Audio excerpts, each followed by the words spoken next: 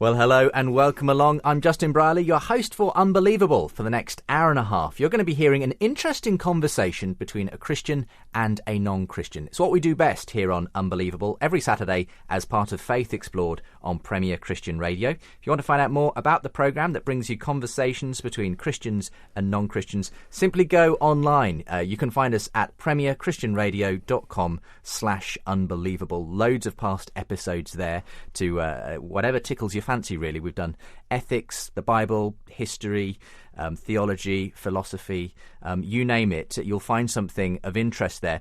But you may also be interested in actually coming along and experiencing Unbelievable in the flesh, as it were. This year's conference takes place on Saturday the 2nd of July at the Brewery in London. The focus is evangelism this year, so if you're a bit of a timid person when it comes to sharing your faith, you'll be able to receive training from some of the leading thinkers and evangelists in the world, really. J. John is a noted UK evangelist. He's going to be sharing decades of wisdom at the conference with us this year. Gary Habermas, who's an expert in the New Testament and the resurrection, is another of our guests. And we've got a whole host of other interesting guests and speakers joining us for the conference this year. So if you want to find out more details, simply go to premierchristianradio.com/Unbelievable 2016. You can find early bird booking prices. You can find a special deal to get the last conference on DVD if you book 2 or more tickets, and all the details of the speakers, topics, and how to get there, and so on. Saturday, 2nd of July, Unbelievable the Conference 2016 returns. Go online to find out more. premierchristianradio.com/Unbelievable 2016. Well, we're doing a question that comes up repeatedly on Unbelievable today, and we're welcoming back an old guest and introducing a new one as well. Let me introduce them to you. You're unbelievable. So today on the programme, we're asking, does the problem of evil presuppose God? The problem of suffering and evil is, of course, a common objection to Christianity. How could a good God allow so much suffering if he has the power to change it? Well, it's a question that has Christians and non-Christians have struggled with for millennia. Helping us to think through the issue today from this particular angle that we're addressing it are Josh Parikh and Cory Markum. Cory's been on the programme before. You may remember he joined us for a discussion on intelligent design last year with Jonathan McClatchy. Josh is new to the programme, however. So, Josh, welcome along to Unbelievable. Thanks very much for having me on. It's great to have you. We share a little bit of background, interestingly, because you're an Oxford undergraduate studying PPE, Politics, Philosophy and Economics, which was what I studied at Oxford. Great minds think alike. Hopefully, who knows? What's got you into apologetics as a sort of sideline in your undergraduate career? So I'm particularly interested in philosophy, that philosophy has been my major interest academically, and that I'm also very interested in philosophy of religion there. And so looking at some of the kind of big thinkers there, people like William Lane Craig have been very interesting to me. And then I also I've grown up in a Christian family, and growing up in a Christian family, I became a Christian quite early on, which meant that at school I was confronted with kind of friends who were atheists much earlier on, and meant that I had to kind of wrestle with the big questions, the kind of things like the problem of evil, things like the relationship between science and religion much earlier on than kind of other people, which meant that I had to think about these questions for the first time. Do you find that also in the university setting that you're having to confront a lot of people who are sceptical? Absolutely. And so, in fact, last night that I was at a Texter Toasty, where we go around giving out toasties for free to people and answering people's questions. Is this the Christian Union that you're part of? This is it, yeah, exactly. Yeah. That I believe certain other people have been members of in the past. And that going around answering people's questions, seeing what their big questions are, seeing if there are questions we've got for them, things like that. And so definitely lots of big questions to come around at university. That's really interesting. One of my big regrets, actually, doing PPE at Oxford was that I don't know why I didn't do the paper on philosophy of religion, which would have made a lot of sense given what I now do as a job. Right. Is that one you have gone for? So yourself? I'm doing that next term. So that I've kind of done a bit of research before on this, and I went to some lectures last term by Brian Leftow, who's a reasonably well-known philosopher of religion. And so, yeah. I mean, I think I didn't appreciate what an opportunity I had, actually, while I was at university to sit under the instruction and teaching of some of now people I consider amazing philosophers. Obviously, at the time, I was less aware of the standing of some of these people who I could potentially have had teaching me. But it's an extraordinary opportunity, isn't it? Yeah, absolutely. And I'm massively lucky that kind of the background I've had and being able to be where I am now, but try to use it the best I can. So, yeah. Well, you and Cory came to me with this suggestion of a show looking at the problem of evil, and particularly whether it presupposes God in the first place. This is the argument you're going to be making on the show today. So we'll get to that, Josh. Our other guest is Cory Markum, who joins us by phone from the US of A, where he is based. Cory, thank you for coming back on the programme today. Well, thanks for having me on the show again. I'm happy to be here. Cory, you're a contributor to the Atheist Republic website, and you're a former Christian yourself. You had a journey towards atheism, though. We heard about that last time you joined me on the programme. Yes. And so we won't tread too much of that ground again. But kind of where we got to on the programme last time was the problem of suffering, which was kind of a little bit of a tangent from the issue of intelligent design, which is where we started out from. But has this been a significant issue in your own loss of faith, the issue of suffering and evil? In a way, yes. It's important to clarify right off the bat that when we talk about the problem of evil, and Josh and I will get into this in a few moments, no doubt, there's different angles you can take, and so sort of roughly divided into the theoretical problem of evil, or then you have the existential problem of evil. The theoretical problem of evil would be like the logical problem of evil and the evidential argument from evil, the sort of stuff that we're going to get into again in this episode, but the existential problem of evil is more to do with just the individual, as they deal with suffering and what we might call evil in their life, and how that affects their faith and their outlook and whatnot. And so, in that way, I mean, absolutely. As I sort of went over in the last episode, one of the contributing factors to my loss of faith, and then eventually to becoming an atheist, was the experience of suffering and personal loss. Not to say that was the only thing, of course, but that was a huge part of it. And it certainly was a huge part, and initially to at least get me start questioning God and some of the things that I had taken for granted. So, but yeah,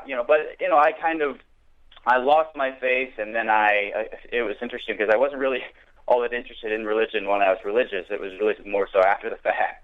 A few years after having lost my faith, becoming an atheist, I just sort of realized that I was really fascinated with the topics in philosophy and religious studies and whatnot. So.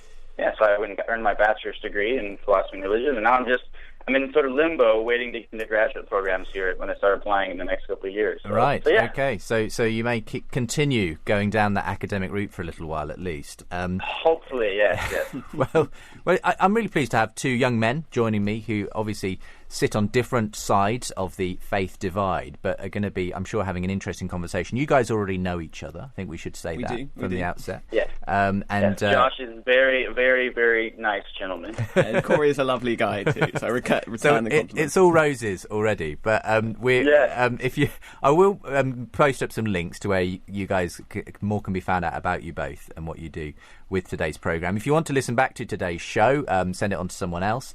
premierchristianradio.com/unbelievable is the website address. If you want to feed me back your comments on today's programme, do email in unbelievable@premier.org.uk, and I'd be delighted to hear your feedback. We'll read out some of the last set of comments from the last few weeks of programming towards the end of today's show. You can find us online as well on the social media sites at UnbelievableJB for the Twitter, facebook.com/UnbelievableJB to become a fan of the Facebook page and find out what's going on that way. All the links and more as ever available from the website. Let's get into today's discussion.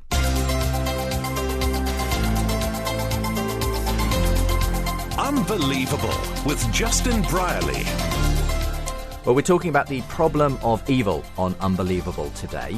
And does the problem of evil presuppose God? Well, probably what we should first of all do is hear the problem of evil outlined. And probably you're the best man to do that at this point, Cory. So do you want to just spell out how you would put the problem of evil to someone? Sure. So as I said, there's the sort of existential problem of evil, which just has to do with the individual and how they deal with the problem of suffering in their life and the world in general. But then there's the more theoretical dimension of this discussion. And so roughly speaking, this is split up into the logical argument from evil or the evidential argument from evil. But I think probably the most famous or infamous example of the logical problem of evil comes from J.L. Mackie. And essentially what he argued is that the following two statements were logically incompatible with one another. So the first statement is that God exists, and the second statement that evil exists.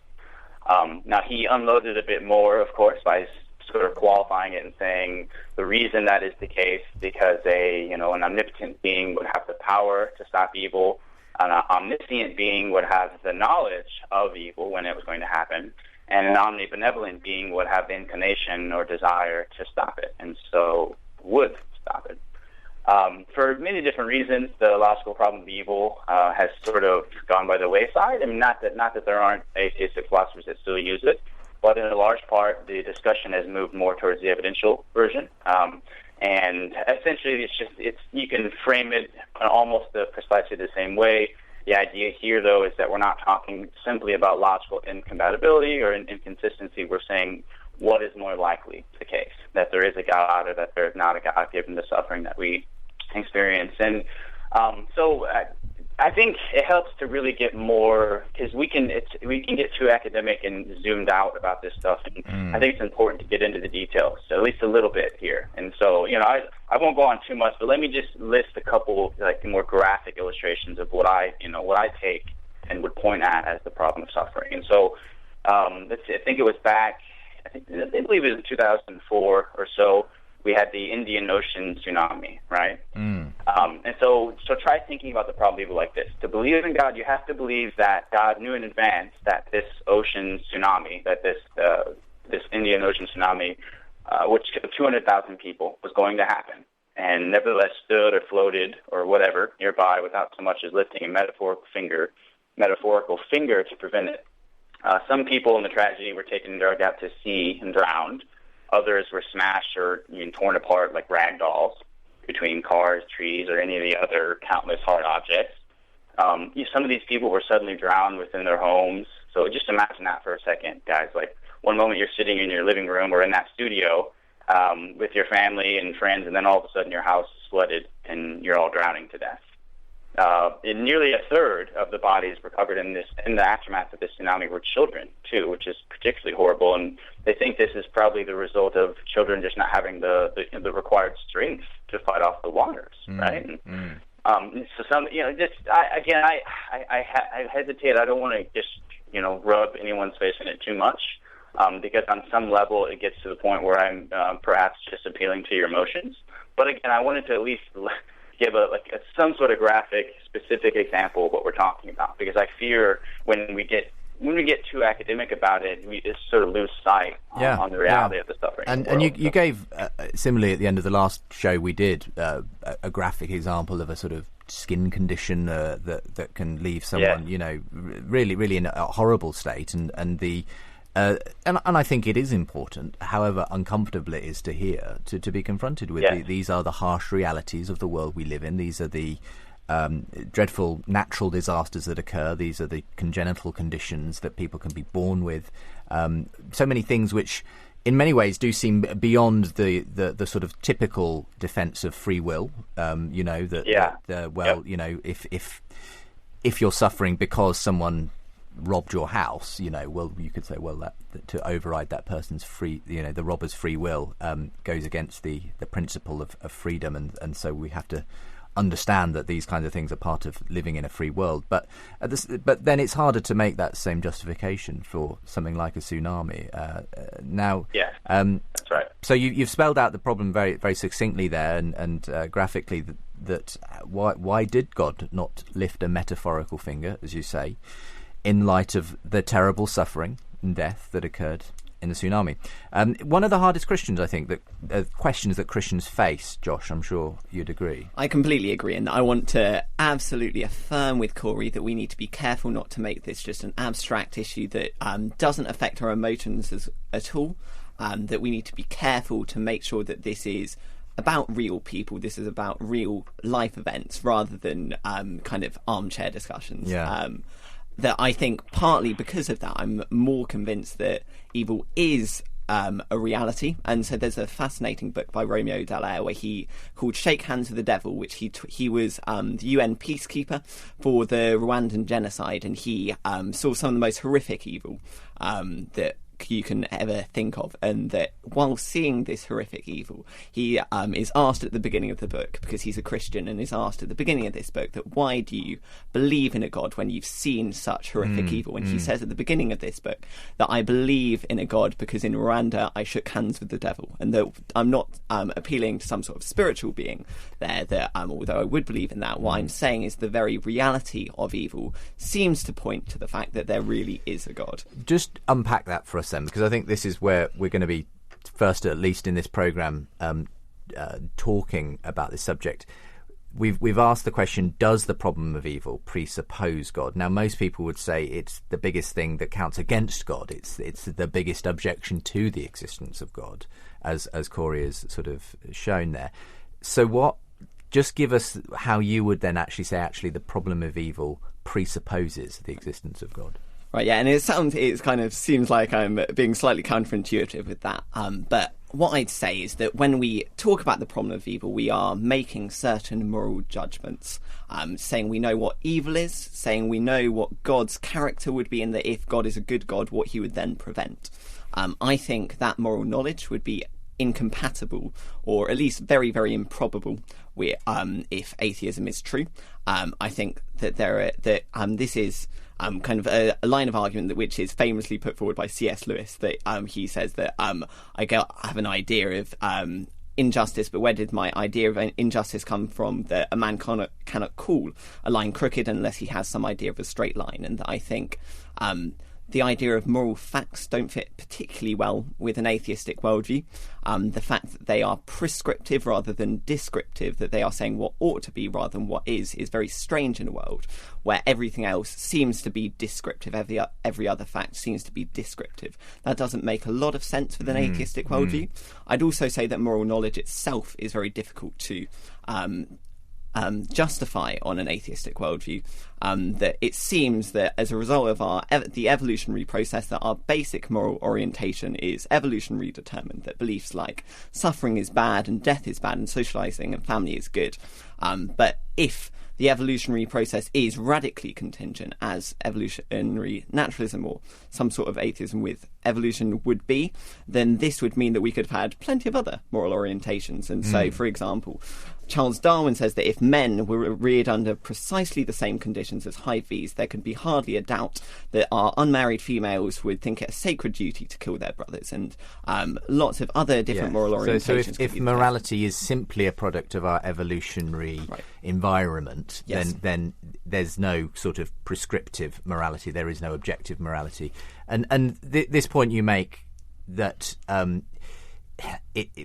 how can we speak, as C.S. Lewis said, of good and evil if there is nothing out there by which to judge something good or evil? Right. So this is, I guess, at the heart of this reason why you believe the problem of evil does presuppose God. Correct. You can't speak of evil without believing there is someone who delineates evil and good. Yeah, and I'd want to slightly clarify that it's not, the second argument is not necessarily saying that moral facts don't exist. I think the kind of first argument would be that moral facts don't exist. The second is to say that even if moral facts did exist, then the fact that our moral beliefs seem to be a product of our evolutionary process, that means that we couldn't even know that what the moral facts would be, even if there were moral facts out there. And so exactly, that's kind of the idea that we know what is evil and we know what a good God would do seems to me to be something that is unjustified on an atheistic worldview. Right. So there's kind of two angles from which you would question Cory's confidence in the problem of evil and suffering. Cory, how do you begin to respond to this particular way then of looking at the problem of evil? Yeah, well, so I think there's a couple kind of preliminary remarks I would want to make before sort of launching in my direct response to that. So the first would be, so much of this is inspired from a paper that Josh actually wrote, and I'm actually working on a paper in response. So that's where a lot of this is coming from. But I think an important thing right off the bat is to note that there's a difference between atheism and naturalism. And now this may be counterintuitive at first, but maybe I could just put it like this. I think that atheism does follow necessarily from naturalism. So in other words, if naturalism is true, then there is no supernatural, and therefore atheism is true. There's no gods, right? But I don't think it works the other way around. So I don't think that naturalism necessarily follows from atheism. And I say that because I think a lot of at least part of the critique here is probably better launched at just a strict naturalist. In other words, I as an atheist, I'm not necessarily beholden to just naturalism. And so, So are you saying that an atheist who doesn't believe in God could still believe in some kind of supernatural things, i.e. Technically, yes. Yeah. Yes. But Platonic ideals, for instance, might come into that. Yeah. I think this was exactly. the line that Stephen Law argued against William Lane Craig back in the debate I hosted between them in 2011. He didn't want to let go of objective moral facts. And he said, well, I'd only really have to do that if I was fully committed to a kind of strict naturalism. And you seem to be making the same kind of argument there, Cory. Well, exactly. And a lot of this has to do with just, I'm not entirely sure what naturalism as opposed to supernaturalism, what those words even mean. It's not clear to me. I've never really been given all that great of definitions. They kind of just define and contrast one another, but as to what they are specifically, it's hard to really tease that out. And so, as a young budding philosopher, I'm skeptical of that sort of thing in general. And I don't want to box myself in, I should also say. But no, so I say that, and that sort of leads into the point that you just sort of suggested that it was Stephen Law. And I think for the rest of this discussion, after I make this quick point, I'm more than happy to just sort of adopt a moral non-realist or nihilist position, so we can have this specific discussion. But I don't concede as an atheist that atheism entails moral nihilism or non-realism. And it's worth noting, too, not to simply appeal to authority, but to give the proper context, that the majority of contemporary philosophers also don't concede that. The last time I saw a relevant survey of this issue, most philosophers have an atheistic view. It was somewhere around 60 to 70%. But also, most of philosophers have a moral realist position, and so that pretty clearly shows that they're. But I mean, for what it's worth, again, that doesn't mean that they're right or something like that. It's just worth noting that this is a common point that's launched in these sort of debates and in more public debates. Yeah. But it's not really an argument that's taken all that seriously in moral philosophy. It depends. It depends. I mean, I think you're probably right, and Josh, I don't know if this is your experience, that when it comes to philosophy, atheists tend to be less willing to commit full-bloodedly to naturalism. You tend to find that more with a scientific atheist like Richard Dawkins, Lawrence Krauss, who seem quite happy to commit themselves to a kind of very strict naturalism.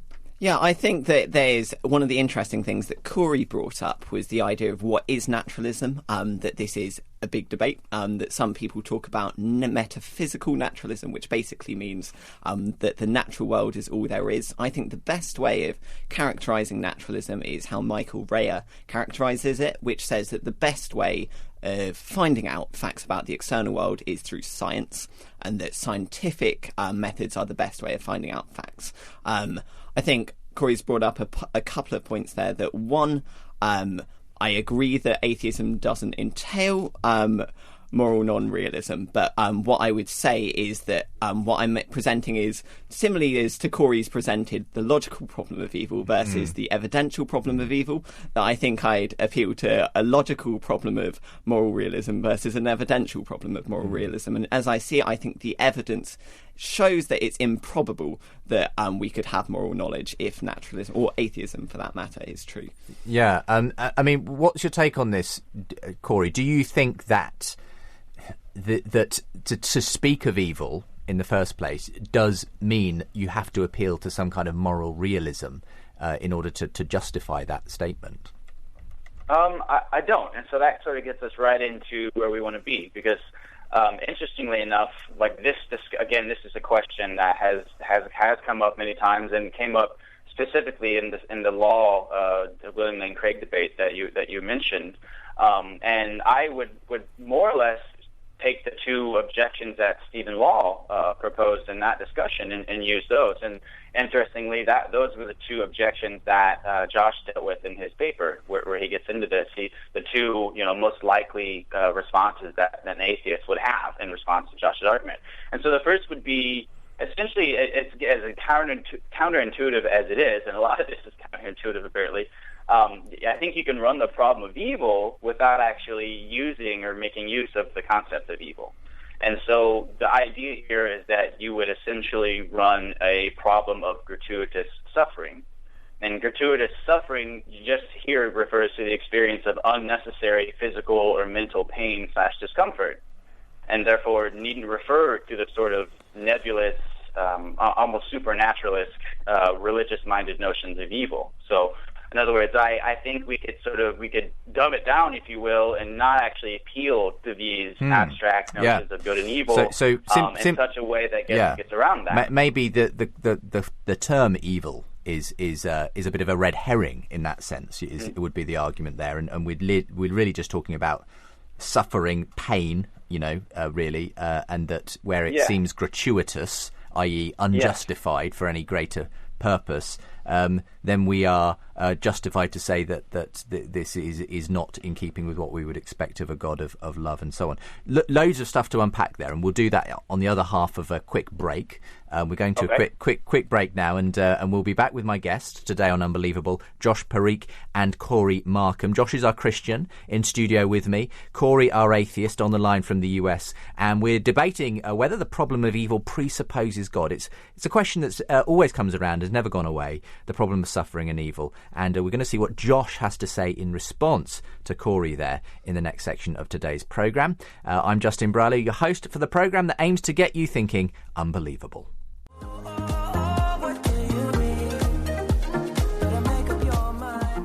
Justin Bieber is the biggest pop star on the planet and has recently begun using his platform to talk about Jesus. In the latest edition of Premier Christianity magazine, we chart the ups and downs of the 21-year-old's spiritual journey so far. Plus, find out what colour animal you are, how personality profiling could transform your team ministry. There's also an in-depth interview with evangelist J. John ahead of his appearance at Unbelievable the Conference 2016. All that plus much more. Request your free copy at premierchristianity.com/free sample.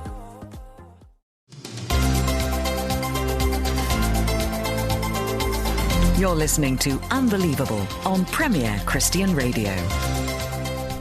Welcome back to today's programme. I'm Justin Brierley, your host for Unbelievable, and we're going to be continuing our discussion in a moment's time on the problem of evil and whether it actually presupposes God. Josh and Cory join me on the programme today to talk about that. If you want to find out more about Unbelievable, and specifically Unbelievable the Conference 2016, do check out the website, premierchristianradio.com/unbelievable. I mentioned we're going to be hearing some of your feedback later on in the programme. We've had some interesting debates recently, especially last week's. Loads of feedback on whether Muslims and Christians worship the same God. Nabil Qureshi and Joseph Cumming were my guests last week for that. So listen out for that a little bit later on. If you can stay on after Unbelievable between 4 and 5, you can hear me talking to George Osborne. Very interesting story. If you're an atheist, I'm not sure what you'd make of it actually, but he had what he would call demonic possession. He was in the grip of demons, and he believes that Christ set him free from that. We're going to be hearing his really interesting story between 4 and 5 this afternoon. So if you can hang around, that's who you'll be hearing this Saturday afternoon. Right now, back into the discussion as we ask, does the problem of evil presuppose God? So Josh Parikh is an Oxford undergraduate with an interest in apologetics. It reminds me a little bit of myself at your age, Josh, because I developed in apologetics at around the same time at university. Cory Markum has developed himself an interest in apologetics, or you could call it counter-apologetics, as an atheist. And he's our other guest on the line from the States. And we got to the point there of Cory coming back to say, okay, we don't need to necessarily use the term evil, Josh. If that's a problem, if that seems to suggest that we're talking about some moral realism world which we need God to justify, let's just talk about suffering. Let's just talk about gratuitous pain and that kind of thing. Do we need to involve these slightly metaphysical notions of evil and good and so on? So what's your response to that? So my response would be to this idea that I still think that by using suffering, we are still presupposing that suffering would be something that God would want to prevent. If there is no moral knowledge, then that's a problem, because there are lots of things that exist. So, for example, trees exist or paper clips exist, and so why wouldn't it be the case that God would want to prevent the existence of paper clips? And so the reason that we say that God would want to prevent the existence of suffering rather than rocks or trees or paper clips is because we think that suffering is bad, and we think that suffering is something that God would want to prevent. As a result, I don't think this response to kind of rephrase the problem of evil in this way really works. Okay, so it's a semantic thing for you. At the end of the day, if you're still concerned about suffering, if it's still a problem in some way, it's got a moral dimension. You just can't get away from that. I think so. What's your take on that, Cory? Well, it's interesting because I like to call this the semantic objection, but I don't mean semantic in a negative connotation. I just mean that it is a matter of clarifying terms here. But yeah, I think, first of all, let me say that I was impressed by Josh, by his arguments here. Before having met Josh and getting into what he has specifically said on these issues, I sort of thought this was a non-starter. This is a really silly issue, and I just sort of was just like, come on, theists, like you're not even going to let us run the problem of evil without. It reminds me of like the transcendental argument where some theists will take that line, that you can't even use logic without presupposing God, and it's just like, okay, well then let's just not discuss anything anymore it seems to me that we don't really need to know that gratuitous suffering is bad, or in other words, we don't really need moral knowledge to see why the sort of God that we're talking about would seek to avoid it. And so maybe if we could just qualify, maybe I'd just talk about a loving God, okay? So it just seems to me that the concept, though the concept of a loving God can have moral implications, it doesn't necessarily have moral implications. And so I would argue that it seems to follow from the very idea of a loving, let alone a perfectly loving, mind you, God, irrespective of the existence or non-existence of moral facts, that such a God would seek to avoid gratuitous suffering for his creatures whenever possible. I mean, it's just his inclination to do so, I would say, follows merely from the fact of his loving nature. I mean, if I love my child, for instance, I don't have a child yet, but I will see her soon, I would want to protect my child from gratuitous suffering whenever I could. And my reasoning for doing so may simply be that I love my child. And so hence it's neither here nor there if my doing so or if my love for the child in the first place isn't the point moral or immoral. that if you failed to protect your child, consciously failed to protect your child from suffering, you would be a bad person. You would be evil. You would have done something wrong. Isn't that the point Josh is making, that you can't get away from, at some point down the line, the problem of there is a moral issue at stake? Well, so that's a perfect segue into my second objection. And what I was going to say initially is that the first objection sort of spills over into the second one in precisely the way you just described. So, but again, I want to stress this one more time. I think that if to reject my line of reasoning, it seems, right, you have to reject the following premise. So if there exists a loving being capable of shielding its conscious creatures from unnecessary suffering, such a being would seek to do so.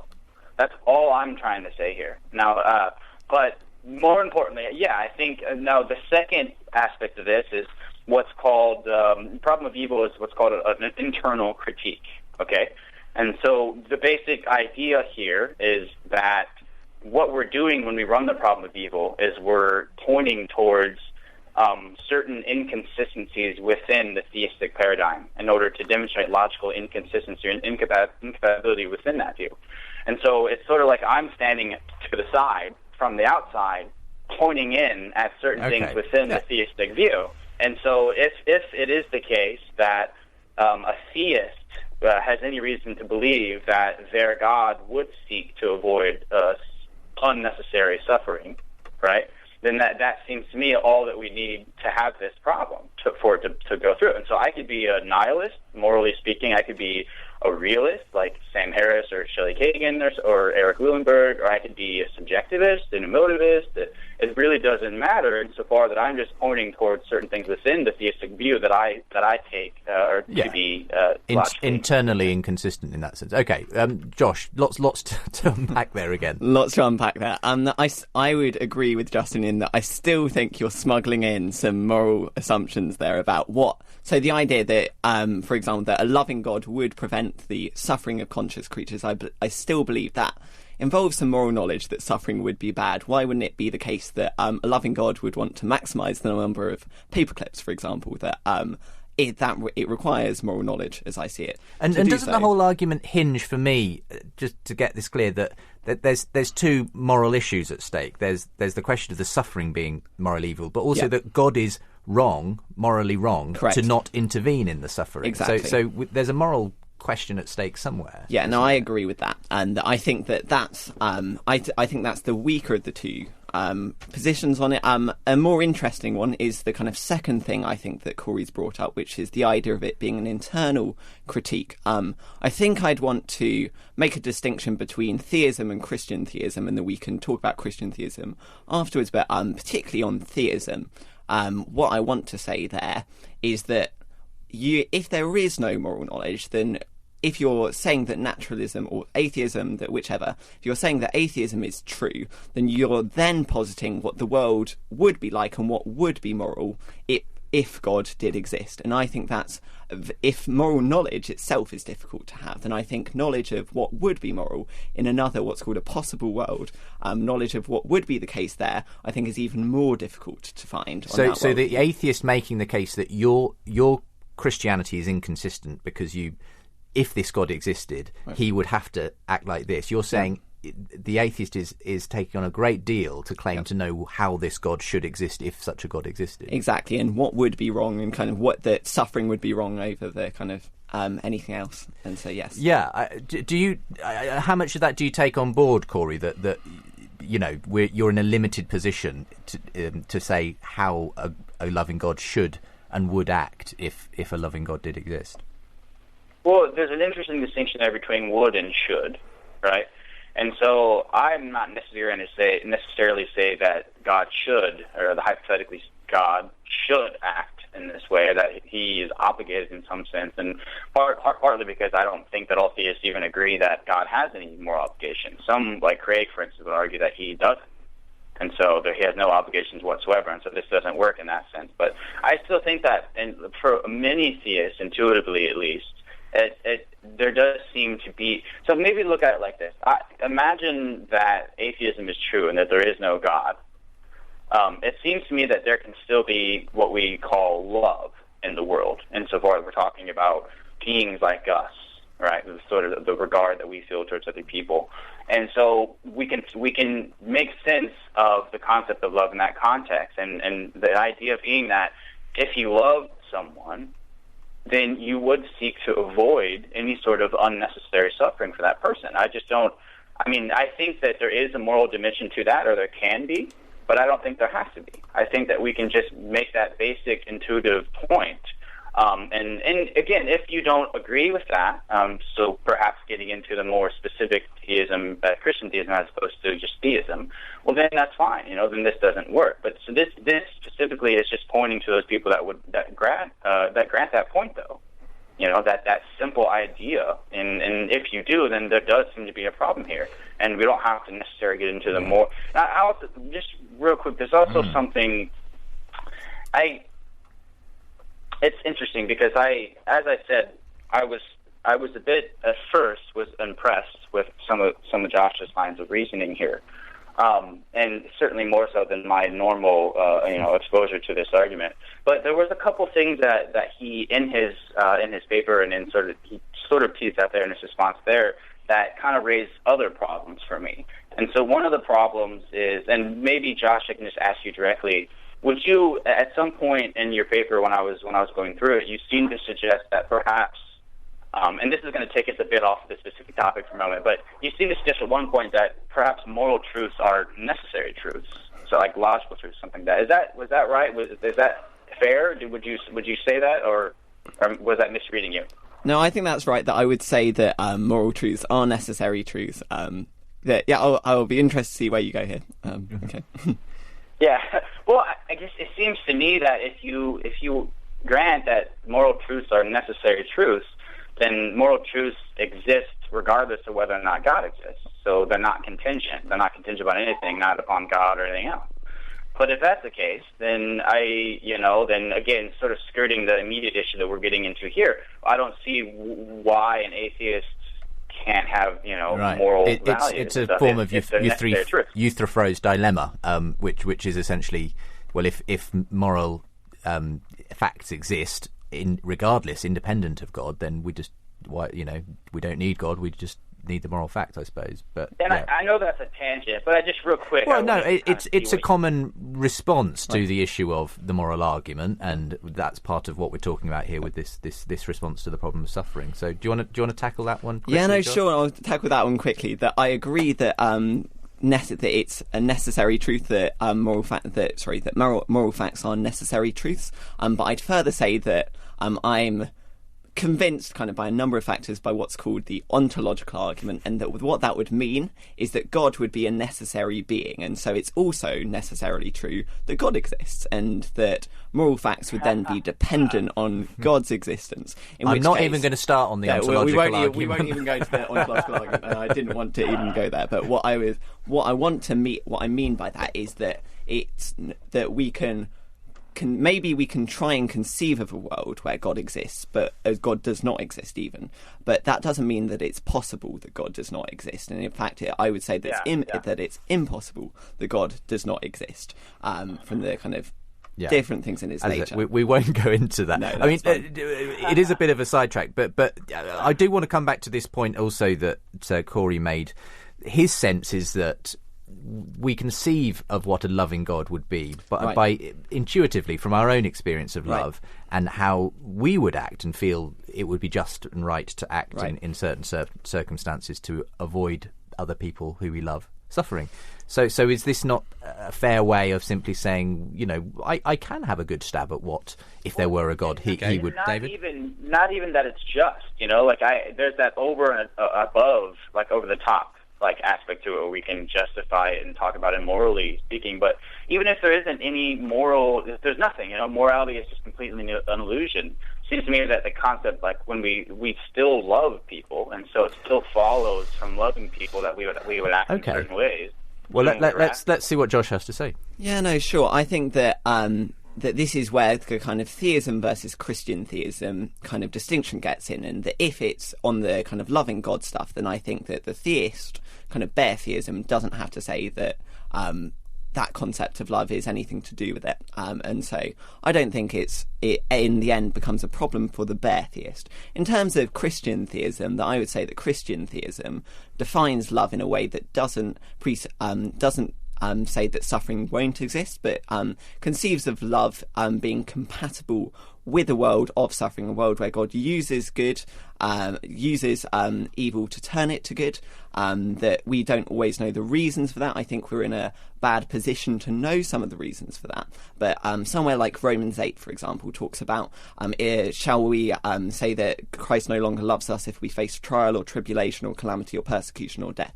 It says, no, despite all these things, we are more than conquerors through Christ who loves us, and that nothing can separate us from the love of Christ. And so if our intuitive concepts of love are helpful, but I would think that sometimes we do think that love can be permitted. Things like where we permit a child to hurt themselves so that they can learn more. We can permit people to have freedom so that they can love better, and lots of different reasons that we can think of and not think of that are compatible with the idea of a loving God there. I mean, I think Alvin Plantinga and others have made the argument even that it's possible that the very best world we could live in is in fact the world in which Jesus Christ came and died. Yes. to cover all of the suffering and evil and everything else in the world. And that may be a very different concept of what a loving God is or should do to an average atheist. They might say, no, that's awful. I can imagine much better worlds than that. Right. And one of the interesting things that's come here is that a recent argument that's been brought out by a guy called Trent Doherty has argued that this would then mean that if the best possible world would require the existence of the kind of sufferings we see, he would say that evil as we see it would provide evidence for the existence of God over atheism, so that we can have things like the cross, things where God can demonstrate his love for us. Even when these kind of evils seem pretty horrendous, that Christ was crucified and kind of tortured and betrayed by friends, that ultimately that served such a great good that we can see that how God can use horrendous evils for good. What's your response to this, Cory? Because I'm imagining you're going to come back with something. I don't want to put words into your mouth, but that this goes back to your point about gratuitous suffering, or what appears to be, on the face of it at least, unnecessary gratuitous suffering. Well, again, there's a lot there, so I'll try to. There's maybe a few points. So one would just be that it's also possible that this is the worst of all worlds. I find that argument hard to take all that seriously, and I also imagine how bad would the world have to be? I can imagine the worst, the world far worse than it is, and someone could still argue that, well, maybe this is the best of all possible worlds. And I don't know where you would draw the line as to when you would actually grant that, okay, well, no, maybe this isn't the best of all possible worlds. But I also think there's a little bit about the theism as opposed to the Christian theism thing. Now, I'm not going to get into this too much because it goes right back into Josh's main argument here, but I think that perfectly loving just follows from perfectly good, omnibenevolent. And so the standard theistic conception of God, omnibenevolent, omnipotent, and omniscient, I think loving would be entailed in that. But that's fine. I don't really need to put much on that.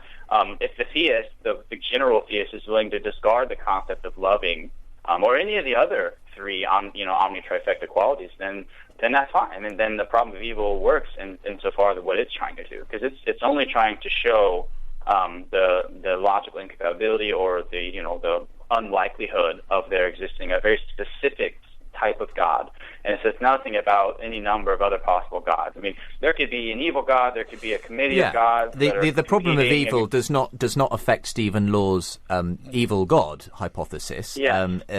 Sure, but what it specifically does address is the Christian God who does claim to be a God of love, who cares, and so on. Exactly, and so then another point is this goes back to the first objection that we were dealing with, and Josh has brought up several times paper clips, and he talks about this in his paper too. I mean, what's the difference between just rocks and chemical stuff going on, and the suffering of a human being, and in terms of a naturalistic worldview? And again, I'm not going to necessarily say I'm a naturalist, but let's just say that I am.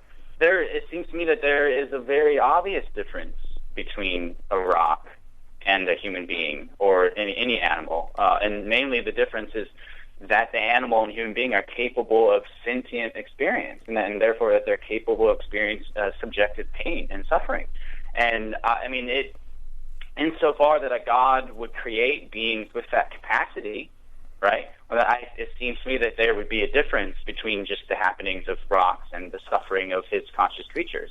And so, it would seem I don't see what the problem there is. I think there's a very clear difference between living beings and just other stuff happening in the natural world. Let's give Josh a chance to. Even in a naturalistic view, I think these are different categories of things. Even if they're made up of atoms, the way they're made up is differently. Sure. Well, let's give Josh a chance to respond on that issue. Yeah, no, I agree that I'm not arguing that pain isn't that kind of there are creatures. That I'm not saying that creatures are the same as rocks. That's not what I'm arguing. What I'm arguing is that the idea that rocks are any less something that God would want to prevent the existence of, rather than suffering, that I think, again, there's kind of this moral assumption brought in here that I agree that it's different, that there's sentient experience, the kind of suffering, that Cory's a vegetarian, I'm a vegan, and that we would agree that sentient experience is important. But why is sentient experience important? Because it is bad? Why is it? But if if some sort of atheism is true where we can't have moral knowledge, then how can we know that that would be worse than rocks existing or paperclips existing? That's kind of the idea. Yeah. So the point being then is I guess Josh is trying to push you towards Cory acknowledging simply that to say that pain should be of interest to God over and above any other thing, you are automatically smuggling in again this moral fact about the matter. Why should God regard a physical fact of the world, pain in this case, neurons firing and producing what we know is obviously a sentient experience, but why should he regard that differently to a rock existing? I guess that's the question. There's a should there, isn't it? God should be doing something. And so I feel like we got back to the moral thing again here. Yeah. Well, again, it pushes me back to the idea of a loving God. Like I don't grant, or at least not yet, that when we speak about this concept of a loving being and what that being would do, I don't think that we are necessarily entering into the moral debate, because I think we can make sense of a moral, apostle state of affairs where morality is illusory, and yet we can still quite reasonably talk about what beings would do if they love. But I mean, and more importantly, this just goes back to the second point, and I didn't get all of his overall response there. But again, to some extent, I mean, it's say that this is true, that it is moral knowledge. Again, I'm just pointing towards certain things within the worldview of theism, or of Christian theism specifically. And so if Josh, it boils down to this. I mean, if Josh doesn't agree that the sort of God that he believes in would prevent gratuitous suffering, well, then my problem, and the problem even in general, is just irrelevant to him. Okay, I perfectly grant that. But if he does grant that, and he doesn't have to grant, by the way, that gratuitous suffering exists, because again, I would be more inclined to run an evidential version of the problem of evil rather than a logical version. But insofar that he grants that within his worldview, that the sort of being that he believes would seek to prevent gratuitous suffering, even if it just seems to be the case in this world, well, then the problem of evil as an internal critique still seems to work. And so maybe I missed a little bit of what he was saying in response to that, but I still haven't heard in my ears a good rejoinder to that. And so I would stake my flag there still. Okay. Do you want to come back on that? I think that I would agree that I think within the Christian worldview we have to question, would the Christian God prevent gratuitous suffering? I think that that's a yes. What I would argue, that I'm sympathetic to a view called skeptical theism, which says that we're not in a very good position to judge what would be gratuitous suffering. Now, there's lots of reasons for that within the Christian worldview. Things like that sin, I would argue, affects our cognitive faculties and our ability to recognise what's good, what's bad. I would argue that God's very big within the Christian worldview. That it says in Isaiah 55 that my thoughts are not your thoughts, my ways are not your ways. And so far as the heavens are above the earth, are my thoughts above your thoughts, my ways above your ways. And that if God is such a big being, and there is so much in this world which he can take into account, so many values to be working between, so many people to think about, so many actions to think about, and that I'm here with a kind of 3-pound lump of meat between my ears. The example I've used very often, just to boil it down to a much more simplistic level, is when I've spoken about the problem of suffering, is I remember when I had our third child, and was born with a kind of condition, a bacterial infection which affected the skin. And at just a few hours old, I had to watch a doctor insert a catheter into their arm. The baby cried. I had to sort of be feeding him sort of a sugar solution to try and keep him calm. And I just wished I could explain to that baby, we don't hate you. You've just come into the world and we're already poking needles into you. And I've used that as an example of how, we're in the position of the baby when it comes to God. We cannot see the bigger picture. And I think that's the basic argument you're making here, that there are so many facets that we're simply not in possession of the facts to know why there may be an ultimate reason for why God would allow even something as dreadful as a tsunami. Is that what you're saying here? Yeah, and Josh? I think this is where I kind of try and bring all things within my theology back to the cross, and that looking at something like the cross looks pretty horrific, and that if I was looking on to the crucifixion that I kind of did study many years ago on methods of capital punishment because I was a sick child, and that having a look at that, I struggle to find anything more horrific than the crucifixion as a method of punishment. So looking at the way in which Jesus was tortured, the way in which he died, I think I would look at that and think, I can't think of a reason why that took place, that I just can't explain why there's such horrific suffering there. And yet the Christian worldview says that there was such a good reason for that, that people at the time wouldn't have been able to see that. There are many kind of other examples throughout the Bible, things like Joseph being sold into slavery, that as he's sold into slavery, he's not able to see what the reason for that is. And later on, as he's talking to his brothers who sold him into slavery that he says to them that you intended it for evil, but God intended it for good, and that we're not able to see that, but it's still a good purpose. Yeah, we're going to have to take another break, and we'll start to wrap things up in the next section. I'm sure Cory will want to respond to your defence there, Josh, of why you don't believe we necessarily ever can be justified in calling any evil gratuitous, given that we are not in a position to know what God may do.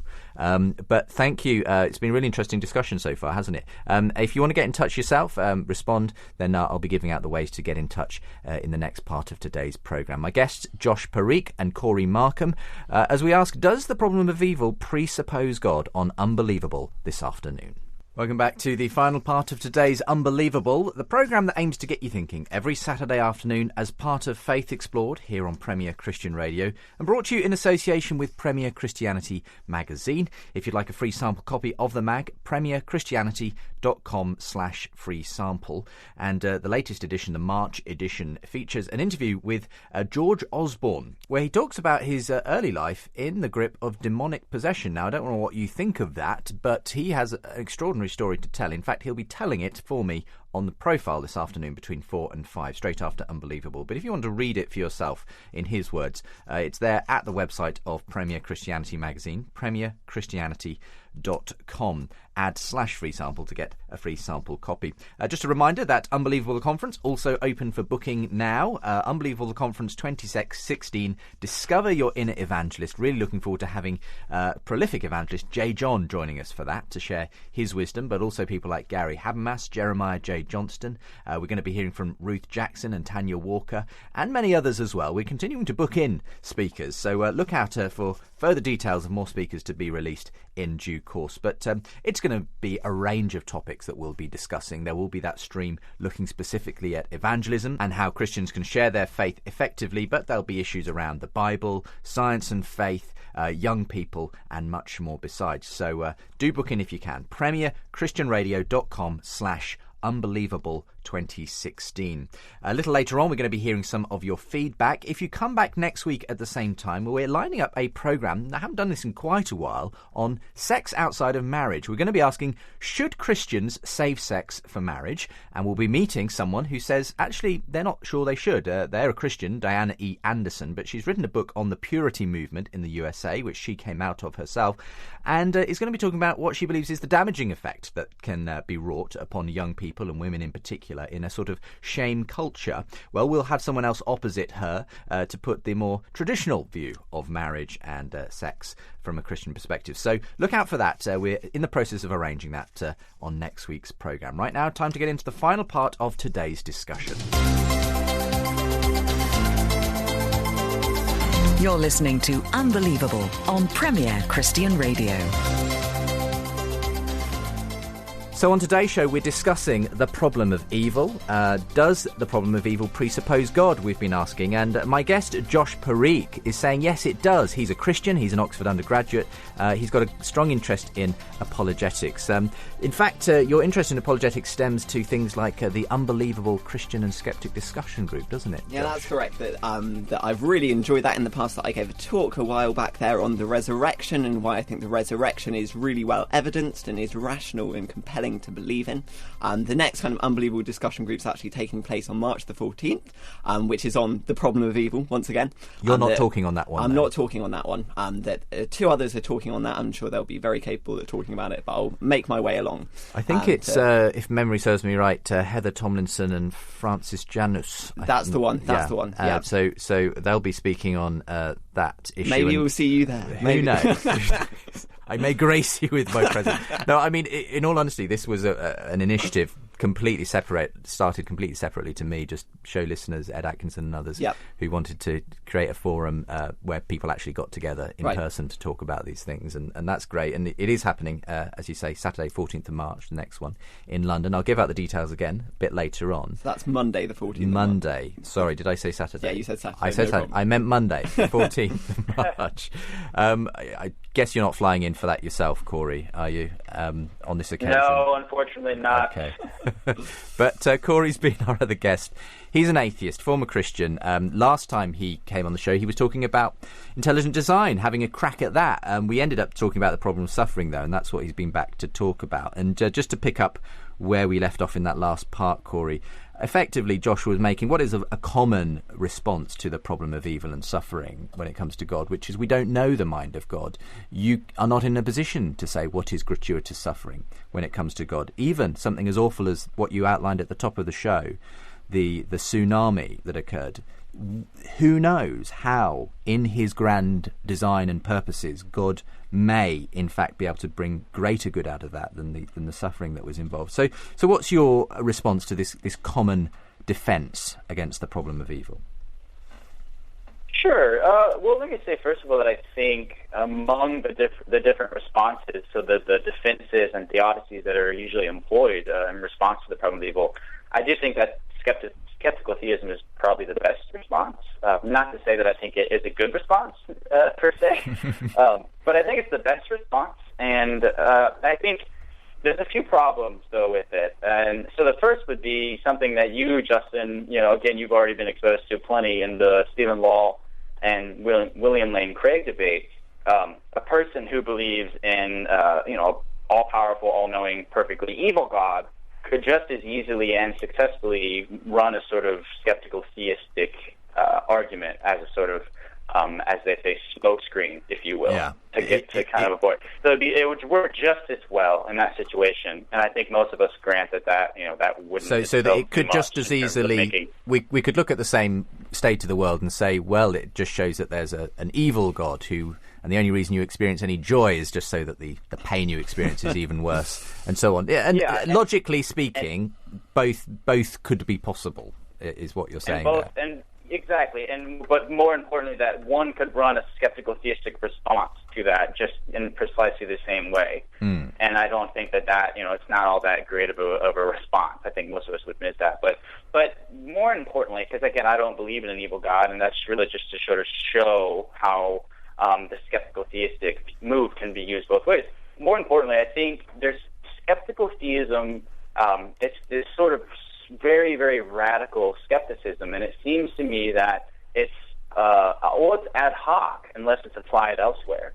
And so what I mean by that is that if it is the case that something is seemingly obviously gratuitous, as, say, the suffering of baby bats, say, I'm not sure if you guys, I think Josh and I talked about this, but one of the more poignant examples of natural suffering and seemingly gratuitous suffering is this story that comes from a book, Dialogue on Good, Evil, and the Existence of God by John Perry. And essentially, it's a really good book. I would recommend to anyone who's interested in these issues. And it's written in the format of like a dialogue, almost like the Platonic dialogue.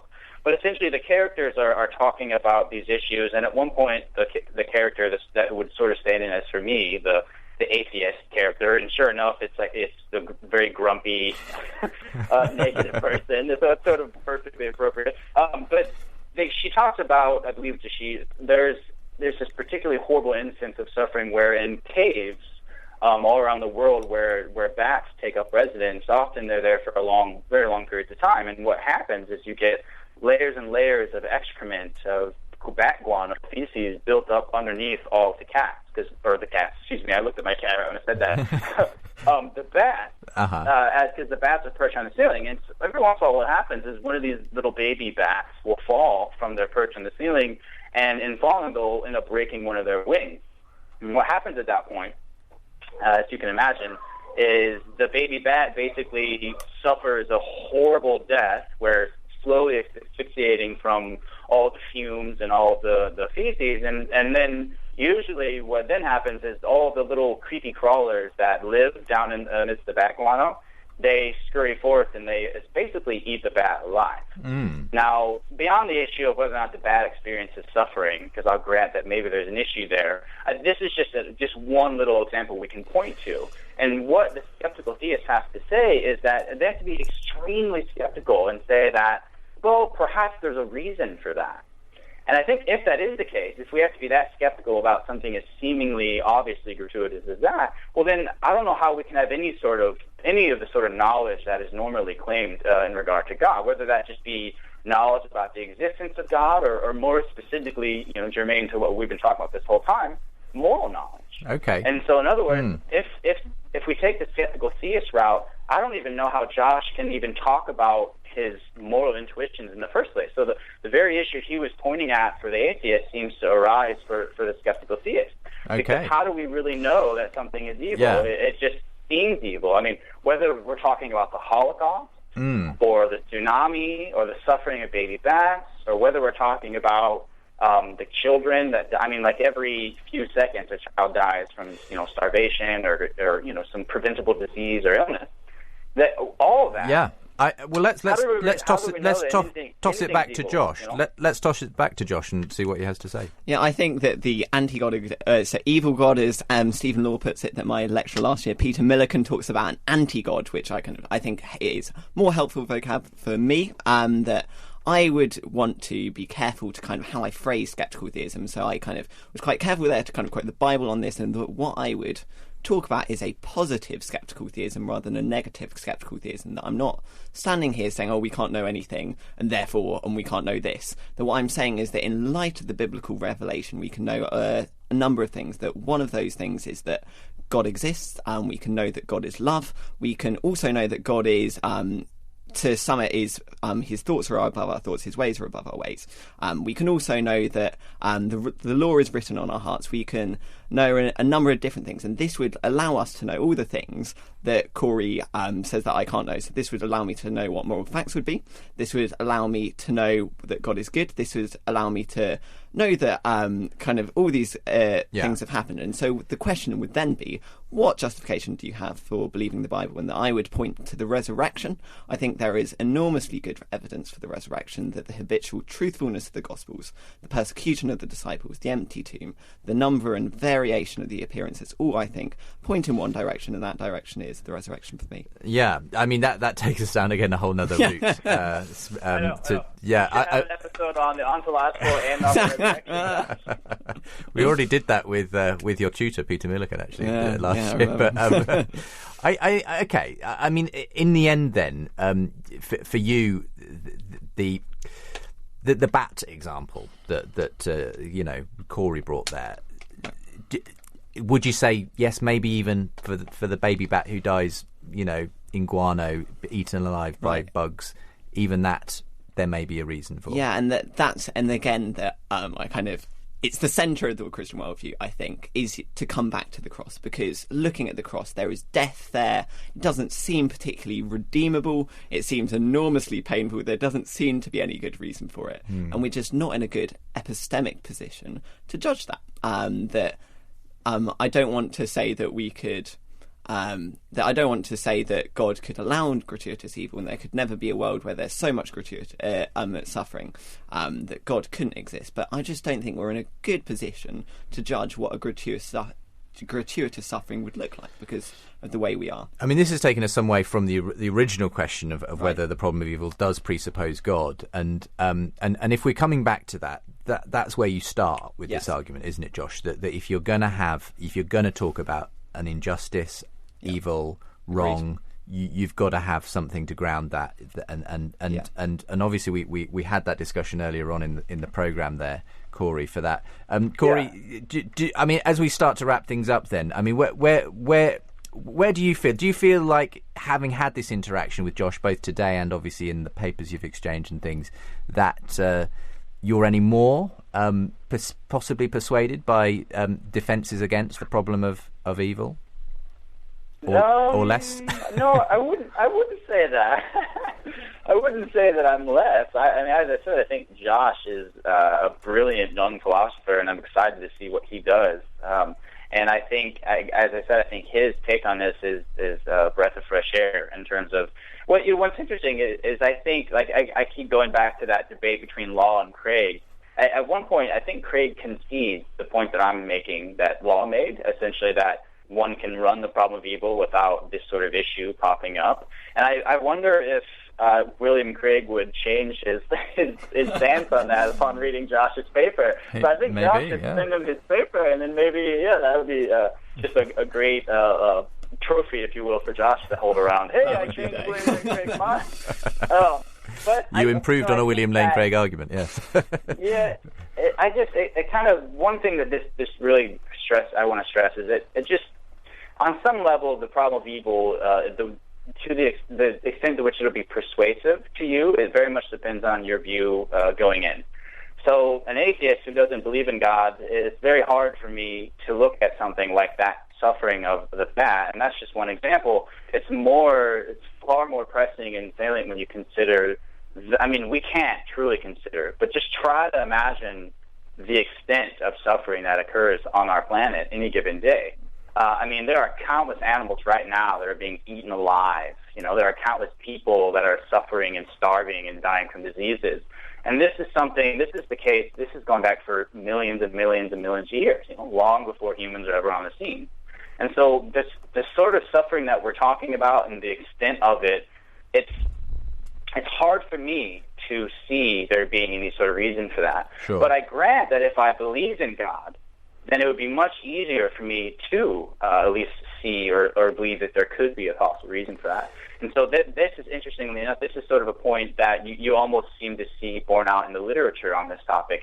It's not like there's a full-on stalemate and everyone agrees that we're sort of got in a tie or a draw. But I mean, this is the kind of a point that comes up a lot. And so I think that skeptical theism, it was interesting what he said there, because I still think that he's going to run into issues in terms of making any sort of moral claim. We've got to draw it to a close, so thank you for being with us on the program today, Cory. Thank you for having me on it, and Josh, we should continue this sometime. Absolutely. Any final thoughts from you, Josh, for us as we close out? Yeah, I think that I want to agree with Cory that that there is an intuitive thing, that we do think that this evil just does seem too much. And that's why if I don't centre things on the cross, if I don't centre things on that kind of act of what seems to be gratuitous evil, then I think that the problem of evil can sometimes run you slightly mad. And that the fact that God can use something so horrific for good means for me that he could do it again. And I would want to press Cory. Again, I'd always want to press Cory on this, is that, yes, there's all this animal suffering in the world, and I agree that's a profound problem. But is that a problem? Okay. And because that's a problem. Why is that a problem in the first place is the big question we've been discussing. Thank you very much, both of you. Been really interesting, and two really interesting young philosophers on both sides of the divide joining me today on Unbelievable. Perhaps you've got a view on it. Be interested to hear from you. unbelievable@premier.org.uk is the address to send your emails into. I will post up some links to both Josh and Cory where you can find out more about them with today's programme. That's at premierchristianradio.com/unbelievable. In the meantime, thank you, Josh, and thank you, Cory, for being with me.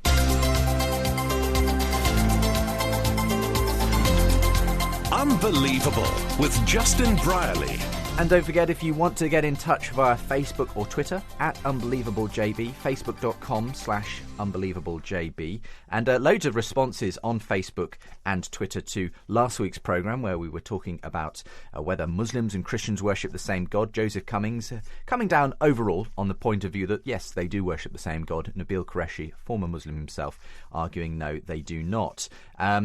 Just a note here from Summer on Facebook, who said, just wanted to drop a note to let you know Saturday's debate with Nabil was fantastic. One of the best you've had in a long time. It was cordial, concise, educational, and just plain good. Thank you. I noticed on my Twitter feed, at least, most people were coming out in agreement with Nabil, that Muslims and Christians don't worship the same God. Having said that, Joseph Cummings, who was our other guest, posted it up on his Facebook page, and lots of people obviously supporting his perspective for that. Here's some of what came in via email. This was from John, who said, if we worship the same God, I question why Jesus said, love your enemy, and how Muslims kill Christians. Number 2, how do Muslims remove Adam's sin without accepting Jesus?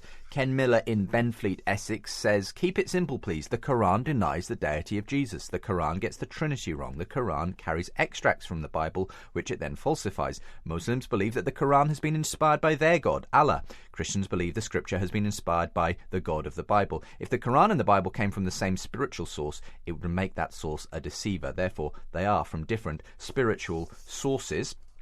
And this one from Bruce says, your choice of speaker was very interesting. Joseph Cumming coming from Yale, which was instrumental in replying to the Common Word with Miroslav Volf, who's a senior member of Yale Divinity School. Well, in fact, it was Miroslav Volf who put me in touch with Joseph. Now you mention it, Bruce. I had initially approached Miroslav for that discussion, but he suggested Joseph would be an admirable person to put that point of view across. And anyway, you say, in fact, Volf shares Cummings' view, and this is detailed in his book, Allah, A Christian Response, which I've read, and some extracts also from Steve Chalk's latest book on radicalism. And I consider that if you take their position of Muslims and Christians worshipping the same God to its logical conclusion, then they effectively must believe that the angel Gabriel really did speak to Muhammad.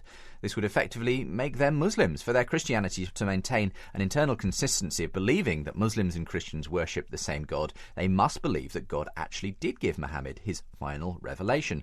I thought that what Nabil Qureshi said was very succinct and a logical position. He raised both the importance of who and what God is, and also to emphasise the writings in the Quran specifically undermine Christianity, which Cumming didn't seem prepared to address.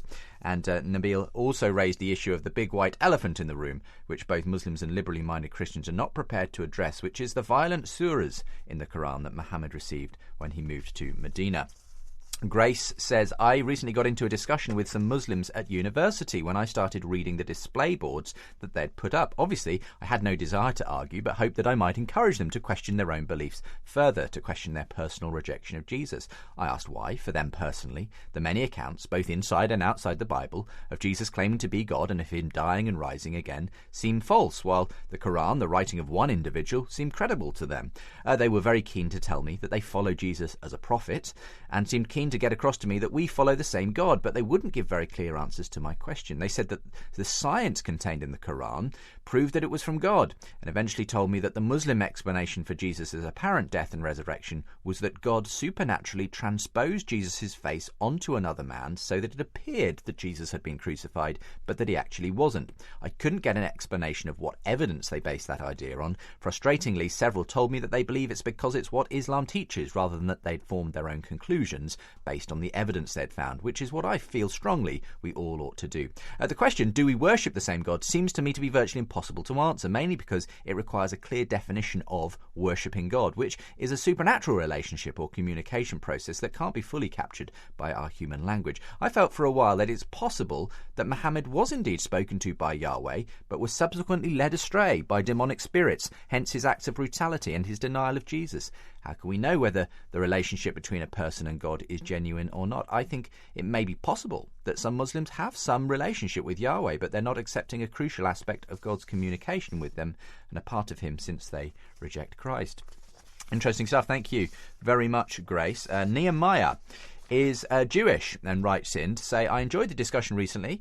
If you asked most Jews today about whether Jews, Muslims and Christians all worship the same God, most would respond that Jews and Muslims certainly worship the same God, but it's unclear whether Christians do. I recently heard a prominent rabbi speak in Jerusalem on just this topic. I happen to believe Jews and Christians do share a common God and have been heavily criticised by some of my fellow Jews for that. I was surprised that Nabil kept referring to some hypothetical first century philo-type Jewish binitarian theology in order to justify why Jews worship the same God as Christians. I've never encountered this philonic theology in modern-day non-messianic Judaism. It seemed like Nabil was seeking fellowship with some non-extant Jewish strawman in order to contrast the Judeo-Christian God with the Islamic God. While a triune God is unknown in modern-day Judaism, Kabbalist Jews do believe in a Decaun, 10-in-1 deity. Would Nabil accept that Kabbalists worship the same God as his triune God? And you say you look at this issue from a Tanakh, Old Testament perspective. The Israelites in the desert looked at the golden calf and proclaimed that it was the God who took them out of Egypt, celebrating a festival to Jehovah in its presence. Rather than worshipping a different God, they were perverting the worship of the true God Jehovah by worshipping him according to their own rituals rather than the ways he commanded them. In Hebrew, this is called avodah zara, usually translated as idolatry, but literally meaning strange worship, which does not necessarily imply worshipping a different deity.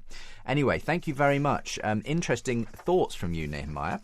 Thanks for emailing in. Maybe time for one more. Let's go for this one from Andrew. Says, it's sad to see a question such as this has caused so much chaos and disunity within the body of Christ. Very often the reason a question is difficult to answer is because there's something wrong with the question. In this case, the problem is that it's ambiguous. It could have the following different meanings. Do Christians and Muslims recognise that there's one supreme being who created the universe and who revealed to certain persons mentioned in the Old Testament, such as Adam, Noah, Abraham and Moses, and they intend to give glory to this being? Or secondly, do Christians and Muslims recognise that the one supreme being who created the universe is a trinity, three divine persons in the one being of God, and do they intend to give glory to this being? Well, if the first is meant, then the answer is clearly yes. Christians and Muslims do worship the same God. If the second is meant, then the answer is clearly no, because Muslims deny the doctrine of the Trinity.